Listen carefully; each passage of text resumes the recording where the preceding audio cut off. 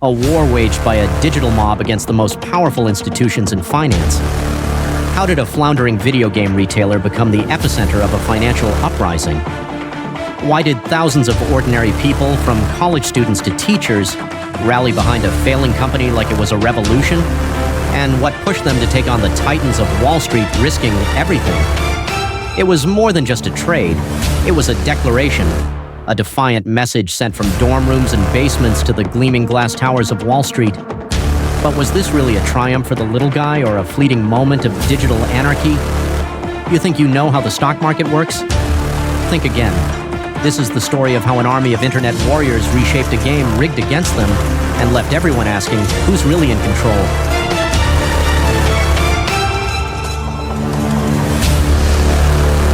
To understand the GameStop story, we need to rewind. For decades, GameStop was more than a store. It was a destination for gamers, a cornerstone of pop culture. But by 2020, it was struggling, a shadow of its former self, fighting against the wave of digital downloads and mega retailers. Wall Street knew it, and they wanted a piece of what they thought was easy money. Short selling became the weapon of choice, betting that GameStop would fall further and fast. But Wall Street wasn't the only player watching. In the chaotic threads of Wall Street bets, some users noticed a glaring opportunity. GameStop had been shorted to such an extreme that if the right push came, the whole thing could unravel. Some saw it as a way to make money, sure, but for many it became personal, a chance to strike back at the Wall Street elite who had profited while others struggled. With each passing day, the chatter turned into action. More and more retail investors bought in, the stock price surged, and the hedge funds who had shorted GameStop realized they were trapped. The short squeeze was on, and it was brutal. Billions of dollars were on the line, and hedge funds like Melvin Capital felt the sting. Losses mounted at an unimaginable pace as they scrambled to buy back shares, pushing the price even higher in a vicious cycle.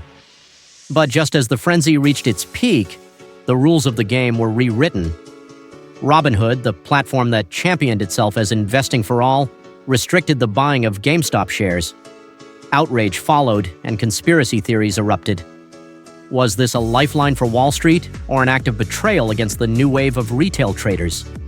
To the millions who had bought in, some for profit, some for a cause, this was more than a setback. It was a stark reminder that when power is challenged, the old guard won't surrender without a fight. GameStop didn't end with a clear victor. The stock eventually leveled out, hedge funds licked their wounds, and some retail investors cashed in while others held their shares to the bitter end.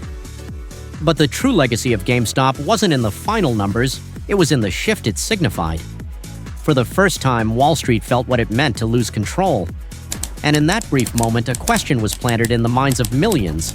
If we could shake the system once, could we do it again?